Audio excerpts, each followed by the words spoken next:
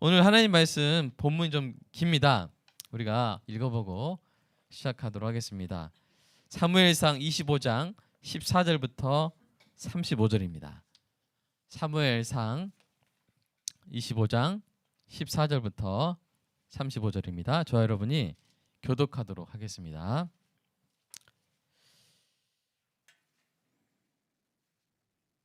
읽겠습니다. 하인들 가운데 하나가 나발의 아내 아비가일에게 말하여 이르되 다윗이 우리 주인에게 문안하러 광야에서 전령들을 보냈거늘 주인이 그들을 모욕하였나이다. 우리가 들에 있어 그들과 상종할 동안에 그 사람들이 우리를 매우 선대하였으므로 우리가 다치거나 잃은 것이 없었으니 우리가 양을 지키는 동안에 그들이 우리와 함께 있어 밤낮 우리에게 담이 되었음이라. 그런즉 이제 당신은 어떻게 할지를 알아 생각할지니 이는 다윗이 우리 주인과 주인의 온 집을 해하기로 결정하였음이니이다. 주인은 불량한 사람이라 더불어 말할 수 없나이다 하는지라. 아비가일이 급히 떡 200덩이와 포도주 2가죽 부대와 잡아서 요리한 양 5마리와 볶음곡식 5세아와 건포도 100송이와 무화과 뭉치 200개를 가져다가 나귀들에게 싣고 소년들에게 이르되 나를 앞서 가라 나는 너희 뒤에 가리라 하고 그의 남편 나발에게는 말하지 아니하니라. 아비가일이 나귀를 타고 산 호젓한 곳을 따라 내려가더니 다윗과 그의 사람들이 자기에게로 마주 내려오는 것을 만나니라. 다윗이 이미 말하기를 내가 이 자의 소유물을 광야에서 지켜 그 모든 것을 하나도 손실이 없게 한 것이 진실로 허사라. 그가 악으로 나의 선을 갚는도다. 내가 그에게 속한 모든 남자 가운데 한 사람이라도 아침까지 남겨두면 하나님은 다윗에게 벌을 내리시고 또 내리시기를 원하노라 하였더라. 아비가일이 다윗을 보고 급히 나귀에서 내려 다윗 앞에 엎드려 그의 얼굴을 땅에 대니라. 그가 다윗의 발에 엎드려 이르되 내 주여 원하건대 이 죄악을 나 곧 내게로 돌리시고 여종에게 주의 귀에 말하게 하시고 이 여종의 말을 들으소서. 원하옵나니 내 주는 이 불량한 사람 나발을 개의치 마옵소서. 그의 이름이 그에게 적당하니 그의 이름이 나발이라. 그는 미련한 자이니이다. 요정은 내 주께서 보내신 소년들을 보지 못하였나이다. 내 주여 여호와께서 살아계심을 두고 맹세하노니 내 주도 살아계시거니와 내 주의 손으로 피를 흘려 친히 보복하시는 일을 여호와께서 막으셨으니 내 주의 원수들과 내 주를 해하려 하는 자들은 나발과 같이 되기를 원하나이다. 요종이 내 주께 가져온 이 예물을 내 주를 따르는 이 소년들에게 주게 하시고 주의 여정의 허물을 용서하여 주옵소서. 여호와께서 반드시 내 주를 위하여 든든한 집을 세우시리니 이는 내 주께서 여호와의 싸움을 싸우심이요 내 주의 일생에 내 주에게서 악한 일을 찾을 수 없음이니이다. 사람이 일어나서 내 주를 쫓아 내 주의 생명을 찾을지라도 내 주의 생명은 내 주의 하나님 여호와와 함께 생명싸개 속에 쌓였을 것이요 내 주의 원수들의 생명은 물대로 던지듯 여호와께서 그것을 던지시리라. 여호와께서 내 주에 대하여 하신 말씀대로 모든 선을 내 주에게 행하사 내 주를 이스라엘의 지도자로 세우실 때에 내 주께서 무적한 피를 흘리셨다든지 내 주께서 친히 보복하셨다든지 함으로 말미암아 슬퍼할 것도 없고 내 주의 마음에 걸리는 것도 없으시리니 다만 여호와께서 내 주를 후회하실 때 원하건대 내 주의 여종을 생각하소서 하니라. 다윗이 아비가일에게 이르되 오늘 너를 보내어 나를 영접하게 하신 이스라엘의 하나님 여호와를 찬송할지로다. 또 내 지혜를 칭찬할지며 또 내게 복이 있을지로다. 오늘 내가 피를 흘릴 것과 친히 복수하는 것을 네가 막았느니라. 나를 막아 너를 해하지 않게 하신 이스라엘의 하나님 여호와의 살아계심을 두고 맹세하노니 내가 급히 와서 나를 영접하지 아니하였다면 밝는 아침에는 과연 나발에게 한 남자도 남겨두지 아니하였으리라 하니라. 다윗이 그가 가져온 것을 그의 손에서 받고 그에게 이르되 내 집으로 평안히 올라가라. 내가 내 말을 듣고 내 청을 허락하노라. 아멘. 오늘 설교 제목은 여자를 위한 설교. 그 다음에 영이라고 붙었는데요. 하나님께서 계속 설교하게 하실지 몰라서 일단은 뒤에 영이라고 붙였습니다. 사랑하는 여러분, 잘 살고 계십니까? 옆에 분한테 한번 물어보십시오. 잘 살고 계십니까? 네, 잘 살고 있습니까? 여러분 잘 살 때 하나님의 영광이 되는 삶을 살고 계십니까? 하나님의 영광이 되는 삶을 살고 있습니까? 여러분 하나님의 영광이 무엇인지 그 중에 하나를 잘 설명하는 초대 교부 이레나이오스가 이렇게 말했습니다. 하나님의 영광은 충만하게 살고 있는 인간이다. 이게 무슨 말일까요? 하나님의 영광은 충만하게 살고 있는 인간이다. 안토니오 스트라디바리가 있습니다. 안토니오 스트라디바리, 좀 말이 어려운데 사람 이름이에요. 이 사람이 만든 바이올린을 생각해 보십시오. 언제 그의 영광이 빛납니까? 그가 만든 악기가 자기가 의도한 대로 가장 아름다운 소리를 낼 때 아니겠습니까? 그가 만든 바이올린이 너무나 탁월해서 따로 붙여진 그 바이올린에, 스트라디바리가 만든 그 바이올린에 따로 붙여진 이름이 뭐예요? 스트라디 1번 스트라디바리스타, 2번 스트라디바리우스. 뭐예요? 스트라디바리우스라는 그 스트라디바리가 만든 그 바이올린을 메스터피스라고, 명작이라고 해서 스트라디바리우스라고 이름을 붙입니다. 그래서 한 대 뭐 117억인가요? 막 그렇게 낙찰되고 그랬죠. 여러분 하나님의 명작, 하나님의 마스터피스로 잘 살고 있습니까? 저와 여러분이 하나님의 디자인대로, 저와 여러분 안에 심겨진 하나님의 형상대로 충만하게 살고 있을 때 저와 여러분의 삶 자체가 하나님의 영광이 된다는 거예요. 우리가 정말 하나님의 형상대로 잘 충만히 살고 있을 때 하나님의 영광을 드러내게 되는 것입니다. 근데 제가 여러분에게 오늘 좀 더 구체적인 질문을 던져보겠습니다. 제가 던질 테니까 잘 받으세요. 자, 남자 여러분은 하나님의 형상대로 창조된 남자로서 충만하게 살고 있습니까? 우리 여자분들이 옆에서 입에서 무슨 말 나오는지 한번 지켜봐 주세요. 자, 남자 여러분은 하나님의 형상대로 창조된 남자로서 충만하게 살고 있습니까? 네, 소리가 잘 안 나네요. 자, 묵음됐나요 이거 뭔가? 네. 자, 여자 여러분은 하나님의 형상대로 창조된 여자로서 충만하게 살고 있습니까? 하나님이 사람을 창조하시되 남자가 아닌 사람은 안 만드셨어요. 남자가 아닌 사람이나 여자가 아닌 사람, 여자나도 남자도 아닌 사람은 창조하지 않으셨어요. 여자도 남자도 아닌 사람은 창조하지 않으셨죠. 항상 남자 혹은 여자로 만드셨죠. 하나님이 하나님의 형상대로 남자를 창조하셨고 또한 하나님의 형상대로 여자를 창조하셨어요. 창세기 1장 27절 볼까요? 읽어보겠습니다. 시작. 하나님이 자기 형상 곧 하나님의 형상대로 사람을 창조하시되 남자와 여자를 창조하시고. 예. 하나님이 하나님의 형상대로 사람을 창조하시되 남자와 여자를 창조하셨어요. 사람을 창조하셨다 거기 끝이 아니라 남자 사람을 창조하셨고 여자 사람을 창조하셨어요. 이는 하나님의 형상이 사람의 남자됨과 관련이 있고 하나님의 형상이 사람의 여자됨과 관련이 있다는 말이에요. 도대체 무슨 말일까요? 힌트가 바로 앞절에 있는데요. 26절 한번 읽어볼까요? 26절 시작. 하나님이 이르시되 우리의 형상을 따라 우리의 모양대로 우리가 사람을 만들고. 자, 이게 바로 그 앞절에 있는 겁니다. 여러분 창세기 1장 1절에서 25절까지 하나님께서 말씀으로 세상을 막 거침없이 만드시는데 그 장면 가운데 하나님이 어떤 분이신가에 대한 정보는 별로 없고요. 하나님이 하신 일에만 하나님이 어떤 일을 하셨는가가 나와요.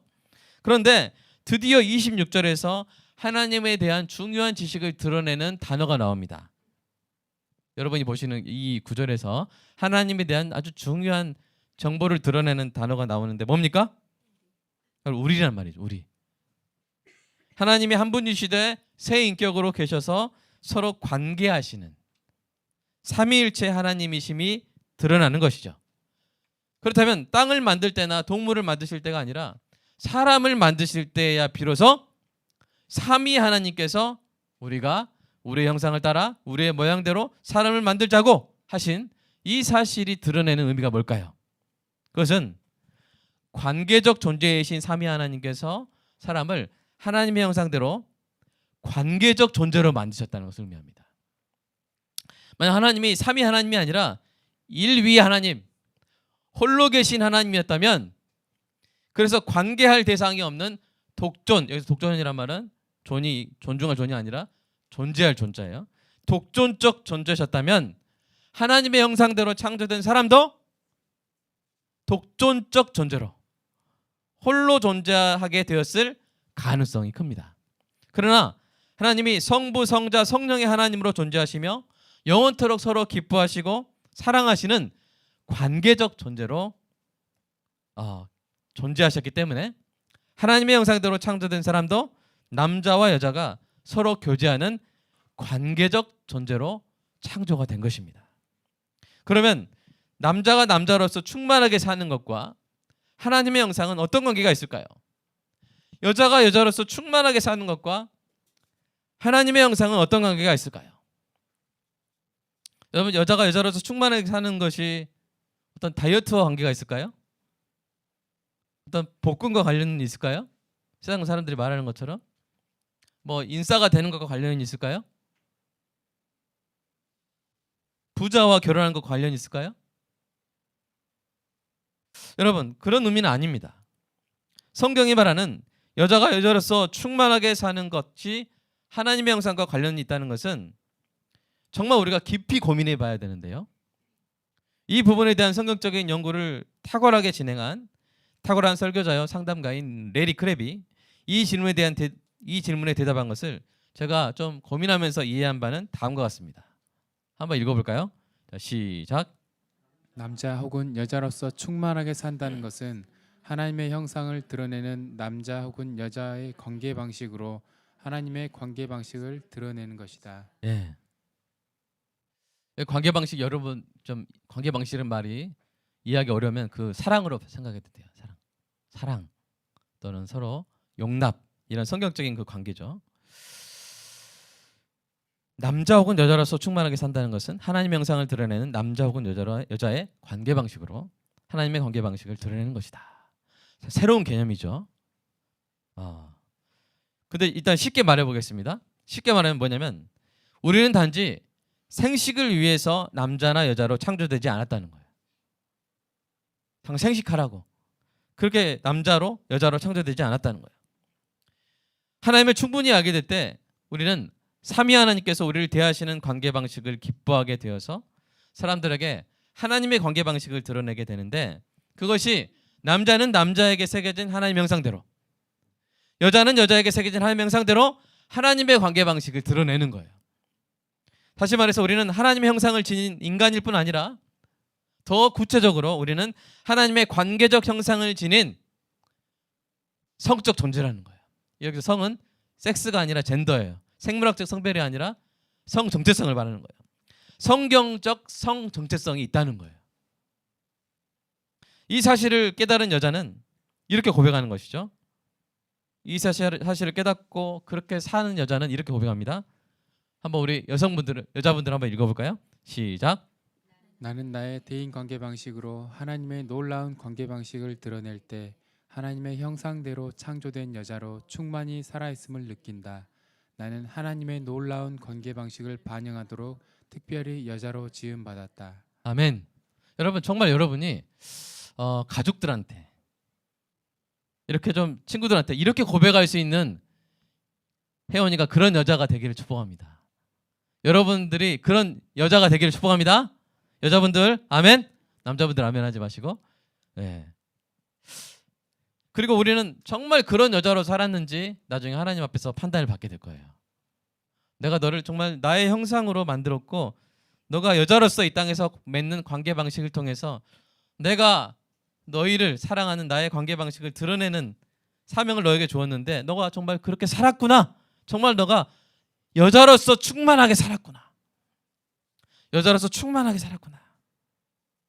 우리 어머님들이 얼마나 사실은 불쌍한 어머님들 많아요. 그냥 이렇게 남편 뒷바라지하고 자식들 뒷바라지하다가 그냥 인정받지 못하고 상처받고 분노와 고통 속에서 후회 가운데 나는 내 삶을 살지 못했어. 그런 참 안타까운 부분들이 많은데 우리는 성 정체성에 대한 사회적 이론을 그대로 받아들이는 것이 아니라 정말 성경 속에서 말하는 정말 성경적인 성 정체성을 우리가 먼저 확립하고 그것을 우리가 실현해 나가고 체험해 나가는 은혜가 우리 빛골 광역교회에서부터 있기를 간절히 소망합니다. 오늘 좀 어려워도요. 일단은 그렇게 시작하는 거예요. 그래서 제가 여자를 위한 설교 0이라 그랬어요. 이게 1이 되고 2가 되고 3탄이 되고 계속 나갈 수 있는 것은 하나님의 은혜로 될 텐데 여러분도 많이 응원해 주시기 바랍니다.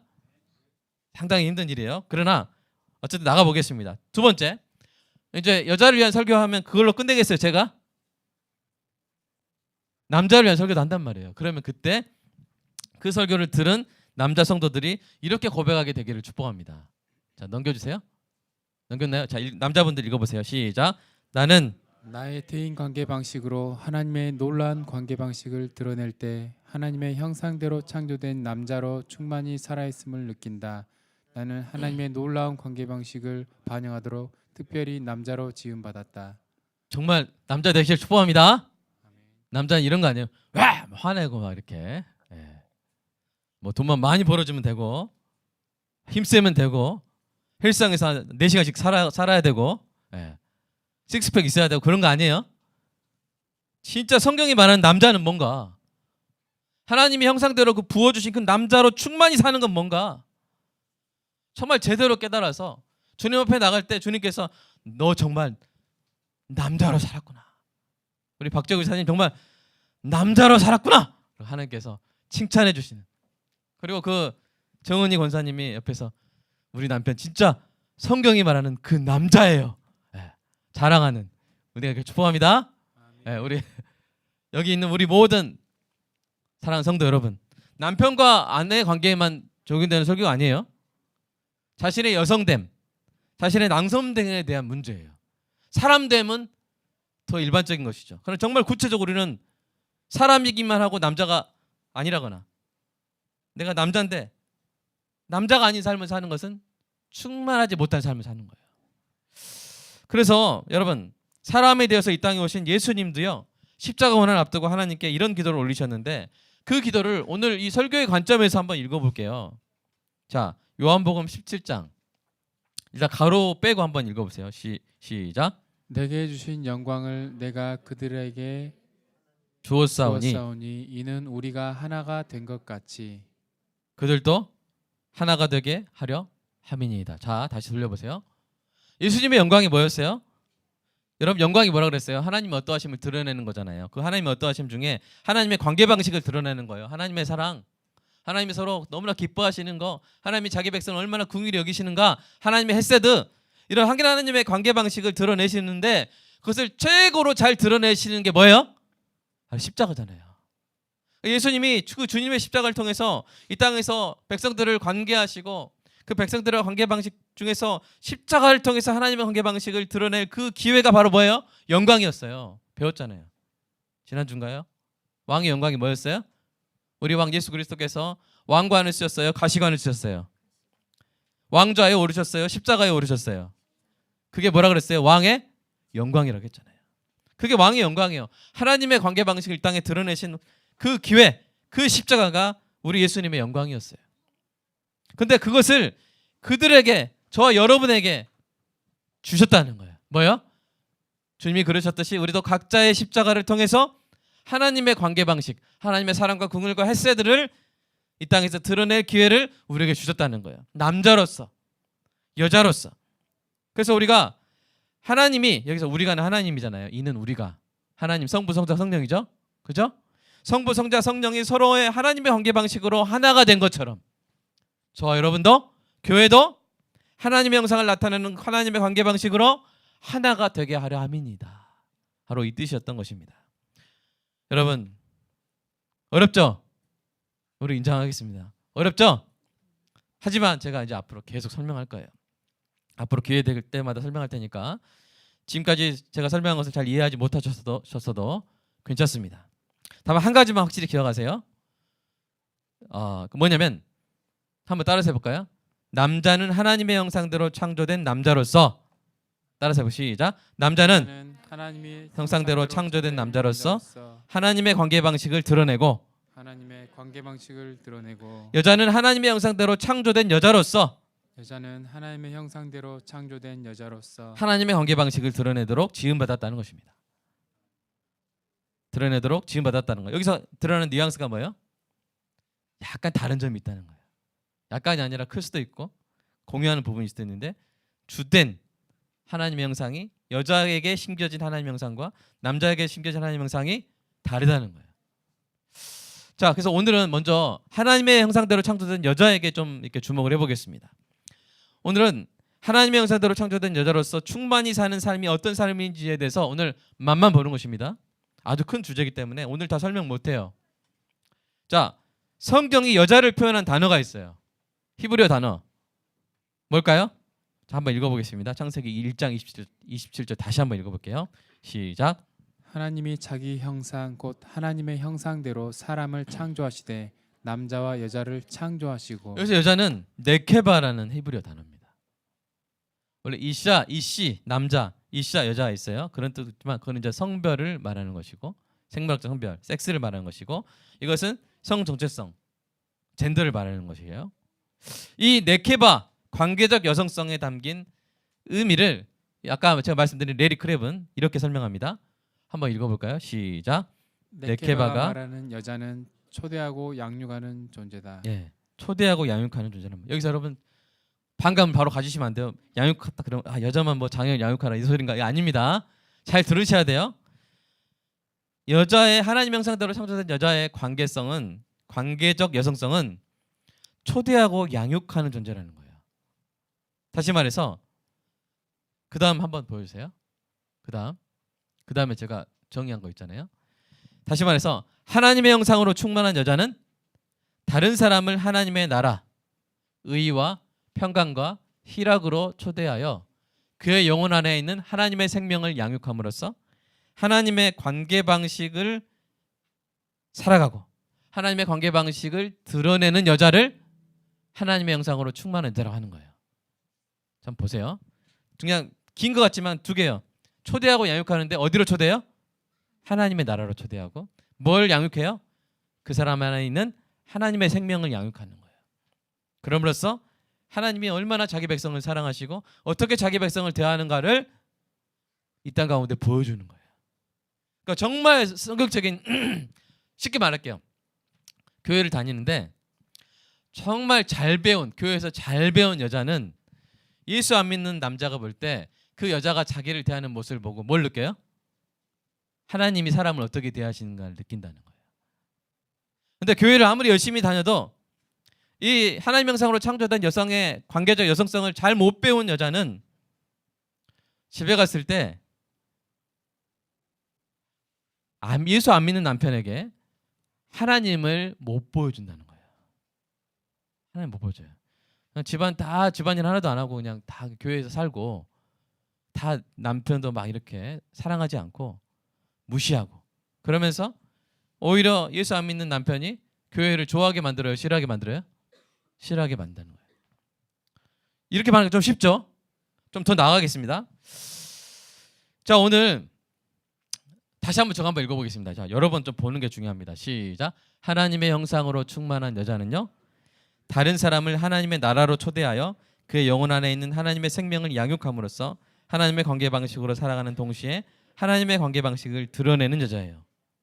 오늘부터 여자란 말은 여러분 정말 귀한 말입니다. 예수님도 그 어머니 마리아에게 뭐라고 했어요? 여자여, 귀나이 그랬는데 정말 여자는 귀한 말이에요. 여러분 여자란 말 할 때 참 경건한 마음으로 발음하시기 바랍니다. 화낼 때 여자란 말 쓰지 마세요. 이 여자가 그러지 마세요. 여자여 이렇게 부르세요. 정말 여자란 말은 귀한 말이에요. 귀한 단어를 우리에게 주셨어요. 자, 오늘은 그러면 여기까지 이론적인 걸 배우고 정말 어떤 게 바로 하나님의 형상대로 충만하게 사는 여자의 모습인가? 그 예를 한번 들어보겠습니다. 우리가 예를 들어보면 참 쉽잖아요. 오늘 예로 드는 이 여자를 한번 살펴볼까요? 오늘 본문에서 우리는 분노로 가득 찬 무지막지한 광야의 남자들이 갑자기 멈춰서는 장면을 보게 됩니다. 아마 맨 뒤에 생각 없이 따라가던 사람들은 앞사람 뒤통수에 이마를 부딪혔을지도 몰라요. 복수의 집념에 사로잡힌 강력한 군사 지도자와 400명의 습격대를 가로막은 것은 더 많은 수의 군대도 아니고 최신식 무기도 아니었습니다. 그것은 뭐요? 한 여자였어요. 한 여자가 401명의 습격대를 일시 정지시킨 거예요. 여러분 상상해 보십시오. 여러분 이건 마치 옛날에 우리가 봤던 서부 영화의 한 장면 같지 않습니까? 권총과 장총을 차고 말을 타고 거칠게 모래먼지를 흩날리면서 흉포한 얼굴로 복수극을 펼치려고 달려드는 401명의 황야의 무법자들 떠올려 보십시오. 그들 앞에 한 여자가 과자와 아이스크림을 가득 실은 수레를 끌고 나타난 거예요. 이 장면은 성경에서 가장 극적이면서 설득력 있는 장면입니다. 이 장면에서 일시정지 버튼을 누르고 우리가 두 남자와 한 여자에 대해서 살펴보겠습니다. 한 남자의 이름 뭐예요? 나발이에요. 나발. 어감이 좋습니까? 안 좋습니까? 미련한 남자였어요. 그래서 성경에 그를 묘사하는데 그의 인성보다 그의 재산이 먼저 나와요. 인성이 별로 내세울 게 없어서 그의 재산보다 못한 그의 인성은 정말 형편없다는 평가를 받습니다. 그에 대한 단적인 평가가 17절에 나오는데요. 한번 읽어볼까요? 시작. 주인은 불량한 사람이라 더불어 말할 수 없나이다. 우리가 저 불량하다는 말을 솔직히 사람에다 잘 안 붙이잖아요. 식품에다 붙이죠. 그죠? 불량식품이란 말을 또 불량 감자란 말을 하지. 불량 사람 이런 말 안 하잖아요. 근데 성경에 거의 최초는 아니겠지만 최초로 나온 표현이 불량 사람 누구예요? 나발이었어요. 나발은 불량 더 나아가서 불량 남자였어요. 불량 남자. 네. 우리가 성도들은 불량의 반대말이 뭐죠? 네? 선량 또 으뜸 감자? 으뜸 남자? 네, 하여튼 불량 남자 반대가 되는 남자들 되시기를 축복합니다. 자, 누가 이렇게 평가한 거예요? 나발의 적대적인 사람이 평가한 게 아니라 나발 사람이 평가한 거예요. 나발 집에서 먹고 사는 사람이 나발을 평가한 거예요. 나발은 불량 남자다. 여러분 어떤 남자 보면요, 사람들이 다 이렇게 의시시대. 사람들이 나한테 함부로 말 못해. 누가 나한테 함부로 말한 적 없다고 막 좋아하는 사람 있어요. 그게 좋아할 일이에요? 왜 더불어 말할 수 없어요? 그런 남자랑? 불량해서 그런 거예요. 불량해서. 그래서 사람들이 말 안 걸면 조금 좀 걱정하시기 바랍니다. 그럴 일이 우리 여기 안에 있는 남자들에게는 없을 줄로 믿습니다. 남자란 말도 뭐예요? 아주 귀한 말이에요. 존칭어예요. 자, 나발이 그런 남자였어요. 오늘 본문의 사건만 봐도 알 수 있죠. 우리가 초면인데 알 수 있어요. 나발은요 다윗에게 은혜를 받았어요. 당시에 양 주인이 목자들을 고용해서 이 양을 치게 한 경우에 낮에 양을 잃어버리면 목자가 물어내야 되지만 밤에 양이 없어졌다. 그러면 양 주인이 목자에게 그 양을 손해배상 청구를 해요, 안 해요? 안 하던 시대였어요. 그게 상례였어요. 왜요? 밤에 양 지키기가 그렇게 어렵기 때문에. 그런데 양을 지키는 일이 그 정도로 힘든 일이었는데, 그런데 지금 나발이 양털을 깎잖아요. 여러분 다 너무 길어서 많이 안 읽었는데 그 앞에 양털을 깎는 잔치를 해요. 그런데 나발이 잃은 양이 있어요, 없어요? 없단 말이에요. 그건 누구 탓이에요? 나발의 양을 밤낮 보호해준 다윗 무리의 수고와 그 덕분이었던 거예요. 그럼에도 불구하고 나발은 다윗의 은혜를 배은망덕한 모욕으로 갚았습니다. 나발은 어떤 사람이냐면, 어떤 남자냐면 재물이나 권력에 의지해서 자기보다 없어 보이고 자기보다 약해 보이는 사람을 막대하는, 갑질하고 학대하는 불량한 남자의 전형이었던 것이죠. 한 남자는 그런 남자였어요. 또 한 남자는 누굽니까? 다윗이었죠. 다윗은 여러분 사무엘상 24장, 오늘 우리가 읽은 25장의 앞장에서 놀라운 신앙의 모습을 보여주죠. 어떤 모습이었습니까? 자기를 죽이려고 달려드는 사울이 자기 손에 딱 이제 칼로 찌르면 죽일 수 있는 곳까지 왔어요. 근데 죽였어요, 안 죽였어요? 네. 자신을 여러 번 죽이려 했던 왕을 용서했던 다윗이 오늘은 정말 이상한 모습이에요. 자신에게 단 한 번 모욕을 가한 민간인과 그의 남자들을 다 학살하려고 하는 살기등등한 모습이에요. 24장의 다윗과 25장의 다윗이 매치가 돼요, 안 돼요? 안 되잖아요. 무엇이 다윗을 이렇게 만들었을까요? 여러분 사무엘상 25장 1절 2절 보면 누가 죽었어요? 사무엘이 죽었어요. 사무엘은 누구예요? 다윗의 완전히 영적 멘토죠. 아마 그래서 다윗의 마음이 피폐해졌을 것이라는 그런 추측을 합니다. 우리도 그렇지 않습니까? 힘들고 어려운 상황을 겨우 버티다가 마음으로 의지하던 사람이 갑자기 떠나버리면 한꺼번에 무너질 때가 있잖아요. 그런 다윗의 모습은 광야와 같은 세상 속에서 신압으로 찌들어버린 그리스도인 남자의 모습을 떠올리게 합니다. 그냥 어느새 정말 교회에서 막 순장도 하고 막 교회에서 뭣도 하고 뭐 장로님이고, 그런데 어느새 불신자들과 똑같이 으르렁대고 고함치고 윽박지르는 그리스도인 남자의 슬픈 자화상과 같습니다. 저도 참 이거 쓰면서 슬펐어요. 왜 슬펐는지는 너무 깊이 묻지 마시고. 네. 저도 그럴 때 있거든요. 네. 우리가 그럴 때가 있어요. 남자가 그럴 때가 없어요? 있어요? 남자가 그럴 때가 있어요. 다윗 같은 남자도 그럴 때가 있었다는 거예요. 만약 한 여자가 이 두 남자 사이를 가로막지 않았다면 오늘 본문의 사건이 어떻게 진행됐을까요? 상상해 보세요. 다윗이 그대로 나발에게 복수의 칼을 휘둘렀다면 다윗이 그동안 살아온 게 뭐가 돼요? 그동안의 다윗의 싸움이 뭐가 돼버립니까? 그렇게 참고 인내하며 지켜왔던 하나님의 군대라는 다윗과 그의 남자들의 정체성이 급속히 무너지고 말았을 것입니다. 아마 복수심에 가득 차서 막 나발을 다 죽인 다음에 그 자기 칼에 묻은 민간인들의 피를 보면서 다윗은 아마 무너져 버렸을 거예요. 자기를 죽이는 것만큼 자기를 파괴하는 결과를 맞이했을 것입니다. 그러므로 오늘 25장의 주인공은 나발이 아니에요. 다윗도 아니에요. 누구예요? 그 두 사이를 가로막은 한 여자예요. 제가 계속 여자라고 하는 것은 밀고 가기 계속 밀어붙이고 있는 거예요. 지금 여자의 개념에 대해서 우리는 이 여자에 주목해야 됩니다. 이 여자가 살기등등한 무법자들 앞에서 놀라운 호소를 하죠. 28절 한번 읽어볼까요? 28절 시작. 주의 여종의 허물을 용서하여 주옵소서. 여호와께서 반드시 내 주를 위하여 든든한 집을 세우시리니 이는 내 주께서 여호와의 싸움을 싸우심이요 내 주의 일생에 내 주에게서 악한 일을 찾을 수 없음이니이다. 예, 이게 얼마나 지혜로운 말인지요.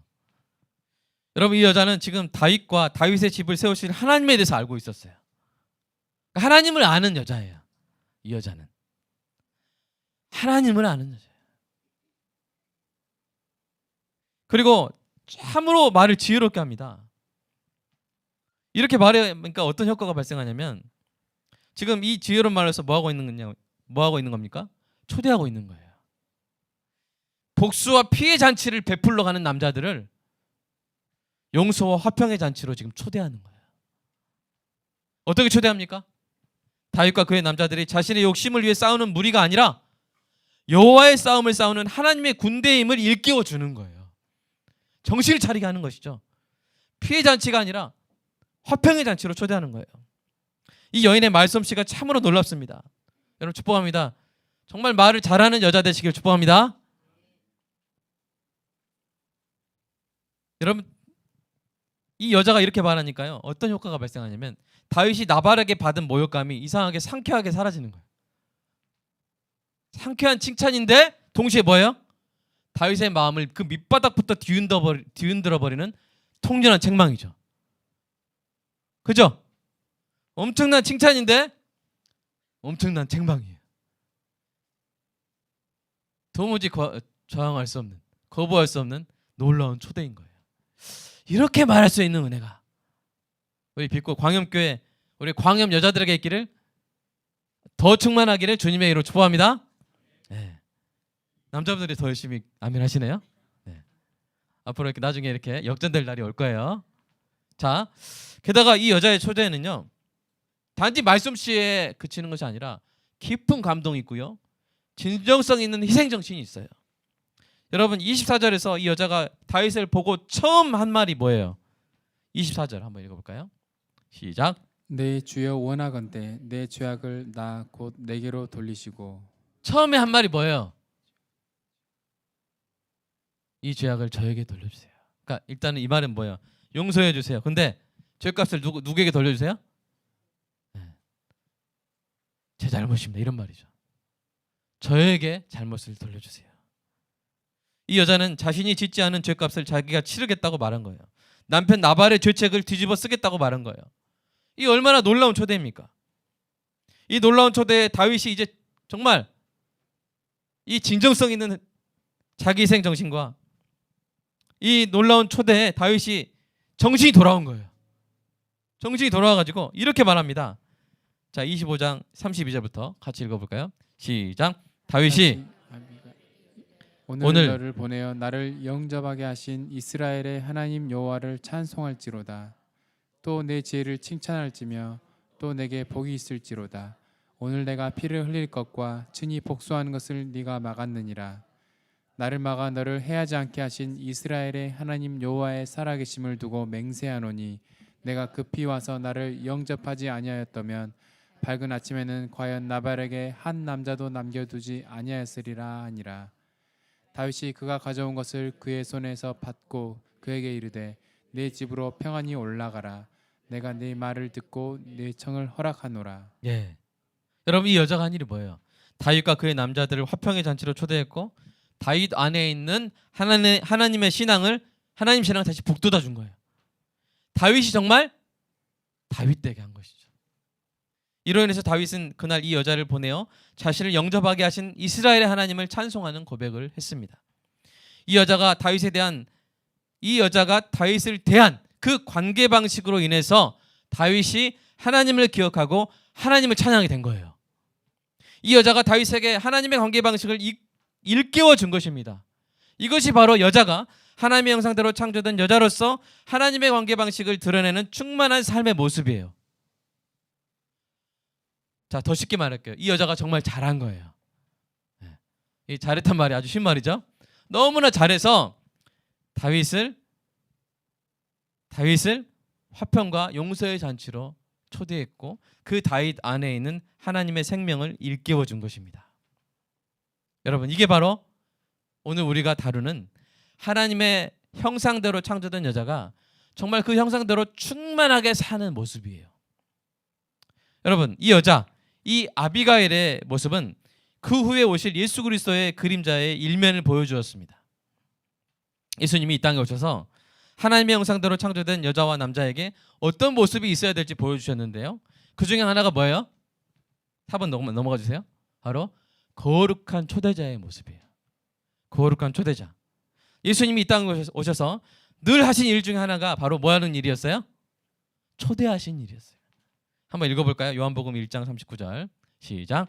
예수께서 이르시되 와서 보라. 그러므로 그들이 가서 계신 데를 보고 그날 함께 거하니. 두 번째 말씀도 읽어보겠습니다. 시작. 수고하고 무거운 짐진 자들아 다 내게로 오라. 내가 너희를 쉬게 하리라. 요한복음 7장 30절 시작. 명절 끝날 곧 큰 날에 예수께서 서서 외쳐 이르되 누구든지 목마르거든 내게로 와서 마시라. 예수님은 계속 뭐 하셨어요? 초대하셨어요. 어디로요? 하나님의 나라로 초대하셨어요. 화평의 나라로, 안식의 나라로, 의와 평강과 희락의 기쁨의 나라로 사람들을 초대하셨어요. 이 놀라운 초대를 위해서 어떤 대가를 치르셨어요? 이사야서 53장 6절 시작. 우리는 다 양 같아서 그릇 행하여 각기 제 길로 갔거늘 여호와께서는 우리 모두의 죄악을 그에게 담당시키셨도다. 이 초대를 하기 위해서 예수님은 모두의 죄악을 담당하셨어요. 저와 여러분의 죄악을 담당하셨어요. 그래서 예수님이 십자가로 죄인을 초대하신 그 관계 방식으로 우리는 비로소 알게 되는 거예요. 뭐예요? 하나님이 자기 백성을 그렇게 초대하시는구나. 하나님은 자기 백성을 그렇게 생명의 나라로 초대하시는 분이구나 하는 것을 누구를 통해서 알게 된 거예요? 예수님의 초대를 통해서 우리가 알게 된 거예요. 예수님은 계속 초대하셨어요. 예수님의 초대에 다 응답했어요? 예, 알겠습니다. 제가 가겠습니다 했어요? 아니요. 많은 사람들이 예수님의 초대를 외면했고 응답하지 않았어요. 그러나 예수님은 계속 초대하셨어요. 그 예수님의 모습이 뭘 보여줘요? 하나님이 우리를 계속 초대하시는 모습을 보여주는 거예요. 우리가 전도를 할 때 한 사람에게 한 번 전도하고 마는 것이 아니죠. 한 번 초대하고 마는 것이 아니죠. 어떻게 합니까? 계속 초대하고 많이 초대하는 것은 뭐예요? 계속 외면했기 때문에, 계속 거절했기 때문에 초대하는 것이잖아요. 그래도 왜? 계속 초대합니까? 그 관계 방식이 뭘 보여줘요? 하나님이 당신을 지금도 초대하고 당신이 외면해도 또 초대하십니다. 그것을 보여주기 위해서 우리가 그렇게 해야 되는 것이죠. 예수님의 그 귀한 초대는 이제 성령님과 교회를 통해서 그리스도의 신부된 교회를 통해서 주님 오실 때까지 계속되고 있습니다. 계시록 22장 17절 읽어볼까요? 시작. 성령과 신부가 말씀하시기를 오라 하시는도다. 듣는 자도 오라 할 것이요 목마른 자도 올 것이요 또 원하는 자는 값없이 생명수를 받으라 하시더라. 네, 성령님 계속 하시는 일이 뭐예요? 오라. 하나님은 그런 분이에요. 우리가 좋은 잔치가 있으면 우리가 마음이 착할 때 어떻게 해요? 초대하잖아요. 그죠? 여러분이 교회로 사람들을 초대하는 그 마음이 뭐예요? 개척교회로 와서 나처럼 고생해봐. 그게 아니잖아요. 네. 그게 아니라 정말 와서 경험해봐. 하나님의 생명을 경험해봐. 하는 마음으로 그래 초대하잖아요. 그죠? 그렇게 초대하는 거예요. 그것이 어떤 모습을 보여줘요? 우리를 초대하시는 하나님의 사랑을 보여주는 거예요. 하나님은 계속 우리를 초대하셨어요. 하나님이 저를 한 번 초대하셨으면 저는 이 자리에 못 있었을 거예요. 여러 번 초대하셨어요. 받아들일 때까지 초대하신 우리 그 하나님의 사랑을 저 여러분이 이 땅에서 나타낼 수 있게 되기를 간절히 소망합니다. 그런데 특별히 여자가 더 잘 초대할 수 있고 초대해서 더 잘 양육할 수 있는 하나님의 영상이 심겨졌다는 거예요. 여러분 오늘 설교의 목적은요. 제가 좀 한 가지 좀 오해를 풀어드리고 설교할게요. 여러분 따라서 해보겠습니다. 모든 설교는 목적 설교다.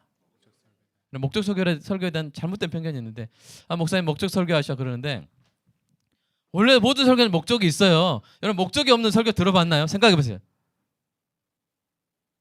전도하고 사랑하고 서로 사랑하라, 성화되라, 교회를 사랑하라, 이웃에게 사랑을 전하라. 다 설교는 다 뭐가 있어요? 목적이 있어요. 목적이 나쁜 게 문제죠.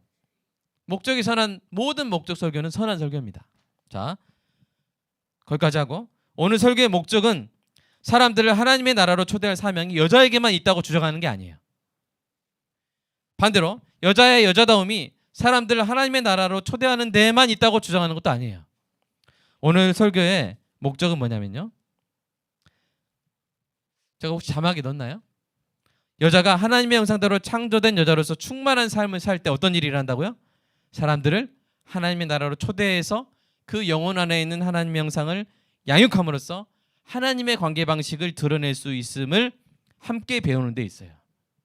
오늘 설교의 목적은 다시 말씀드리겠습니다. 여자가 하나님의 형상대로 창조된 여자로서 충만한 삶을 살 때 사람들을 하나님의 나라로 초대하여 그들의 영혼 안에 있는 하나님의 생명을 양육함으로써 하나님의 관계 방식을 드러낼 수 있게 되는 것.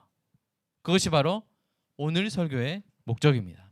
그럴 때 하나님의 형상으로 창조된 여자의 삶이 하나님의 영광이 되어서 가장 아름답게 빛나게 된다는 말씀이에요. 어떻게 하면 그렇게 될까요?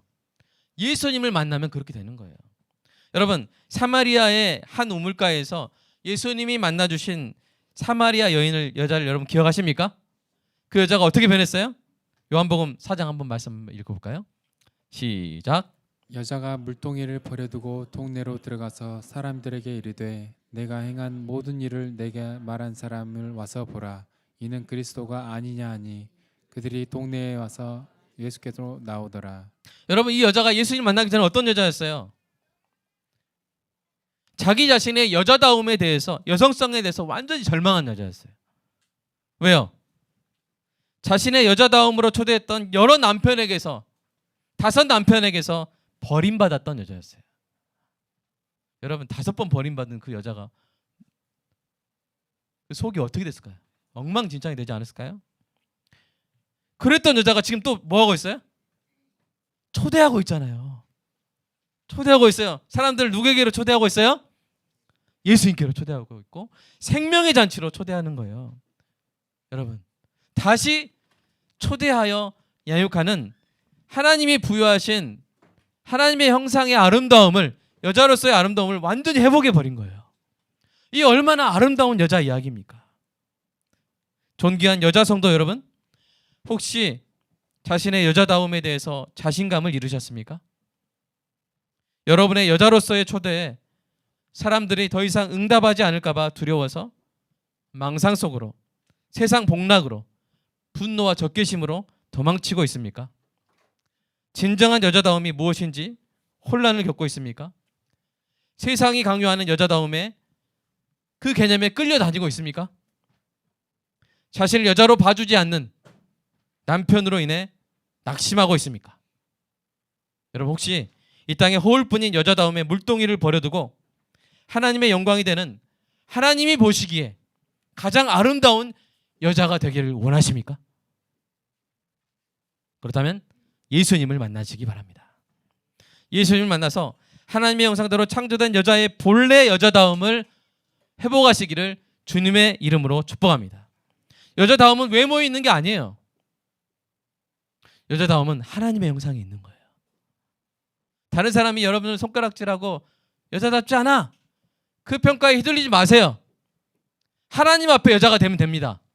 아멘? 하나님이 인정하는 여자가 되세요. 아멘?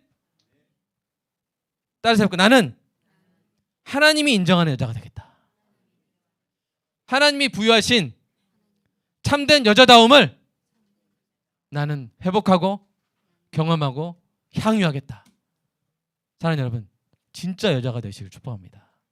하나님이 말씀하시는 여자가 되시길 축복합니다. 그리고 남자 여러분, 그렇게 될 수 있도록 도와주시기 바랍니다. 어떻게 도와줄 수 있는지는 이제 다음 설교에서 나눌 텐데, 오늘만 듣고 가시는 분들은 좀 안타까우시겠지만 인터넷을 통해서 들으시고요. 사랑하는 여러분, 이 시간 좀 기도했으면 좋겠습니다. 불을 끄고 좀 우리가 성령의 은혜를 의지해서, 오늘 말씀이 좀 어려운 부분이 있으니까 조명해 주시라고, 깨닫게 해 주시라고. 여러분, 정말 여자로서 얼마나 힘들고 어려울 때가 많습니까? 얼마나 허무할 때가 많습니까? 얼마나 혼란스러울 때가 많습니까? 내가 여잔가? 남편이 왜 나를 이렇게 대하지? 남편에게 난 여자가 아닌가? 나는 식모인가? 나는 그저 애 낳는 그런 존재인가? 살림하는 그런 존재인가? 사랑하는 여러분, 우리가 정말 나이 들어서 70세, 80세 됐을 때 정말 그때 이렇게 고백할 수 있게 되기를 소망합니다. 나는 진짜 여자였다. 나는 진짜 남자였다. 하나님의 형상대로 충만하게 산 여자였다. 하나님의 형상대로 후회 없이 산 남자였다. 그렇게 고백할 수 있는 저 여러분의 삶이 되기를 소망합니다. 그러기 위해서 하나님의 형상에 담긴 정말로 남자됨, 여자됨을 깨닫는, 오늘 특별히 사람들을 하나님의 나라로 초대하여 그들 안에 있는 하나님의 생명을 양육하는 가장 아름다운 이 여성성이 우리 안에서 이해되고 깨달아지고, 우리 안에서 회복되고, 우리 안에서 온전히 꽃을 피우는, 그리고 그것에 의해서 다른 어떤 세상이 주는 잘못된 관념에 의해서 휘둘리지 아니하고 그것으로 강한 여자, 하나님 앞에 진정한 여자다움이 이루어짐으로 말미암아 당당한 존귀하고 아름다운 여자됨으로 하나님께 영광을 돌리는 여자 되게 해달라고. 또 그런 우리 여자들을 위해서 우리 남자들도 함께 하나님께 간구하며 기도하는 시간 갖겠습니다. 기도하겠습니다.